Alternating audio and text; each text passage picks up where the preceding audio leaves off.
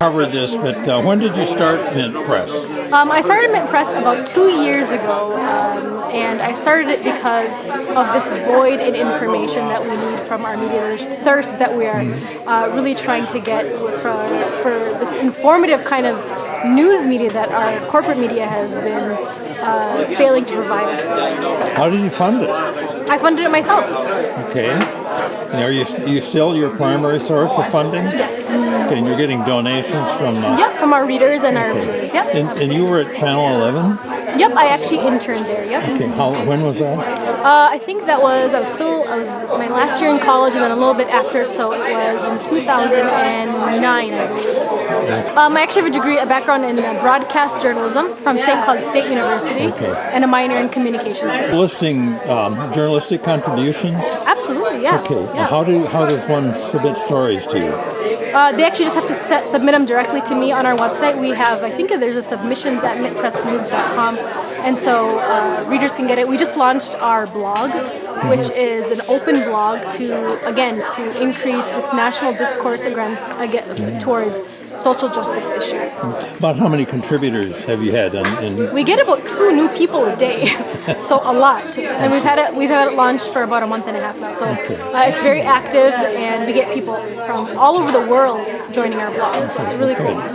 Now, between 1983 and the year 2000, our media consolidated from over 50 corporations to about 6: GE, Disney, Viacom, Time Warner, News Corp, CBS.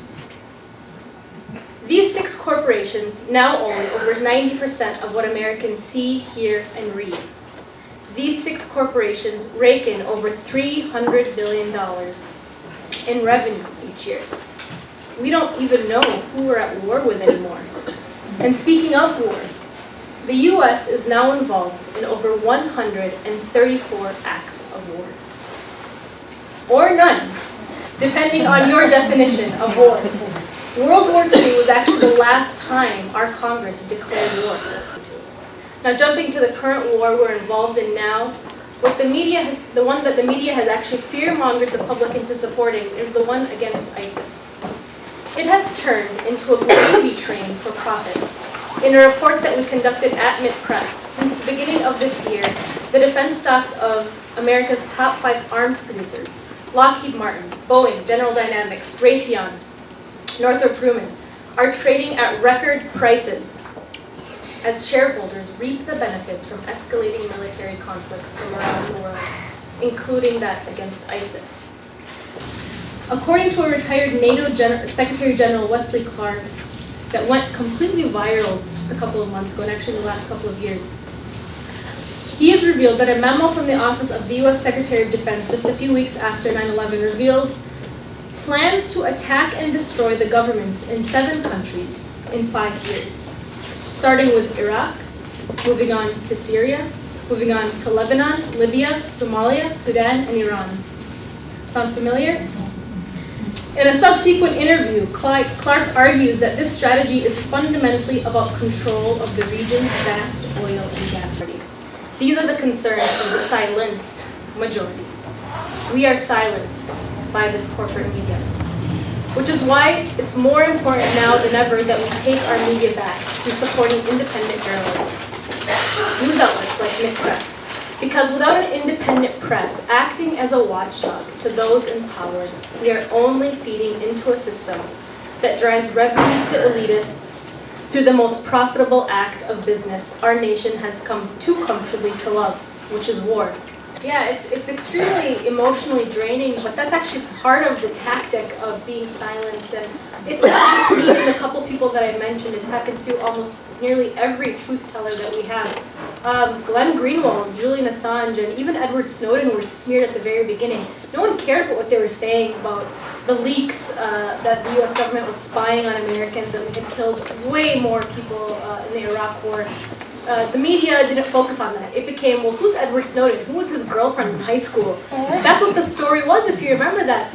And then now, because he sought asylum, Edward Snowden, in Russia, he's now pro-Putin, they call him. He's pro-Putin, and now they call Julian Assange the same thing. He's pro-Assad. They actually called him that because WikiLeaks cable revealed, as I cited in my speech, that the US and the UK were arming rebels in Syria.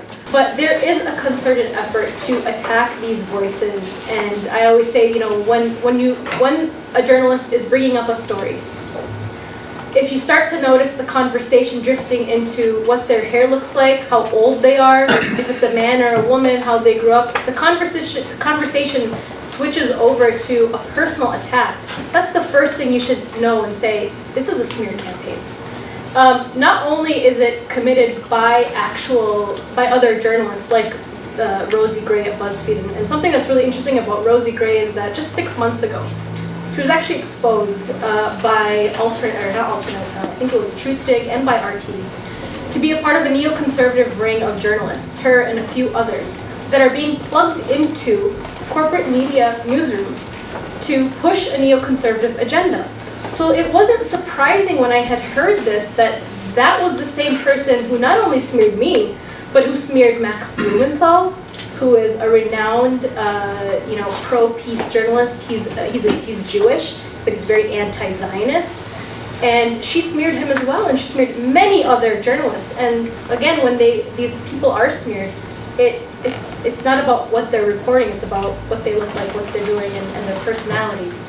But I'm starting a foundation in any case, which I'm putting together as we speak, and it's specifically to build it's called a Journalism Support Network, to build a stronger force for journalists to come together and to support each other who have been under these attacks.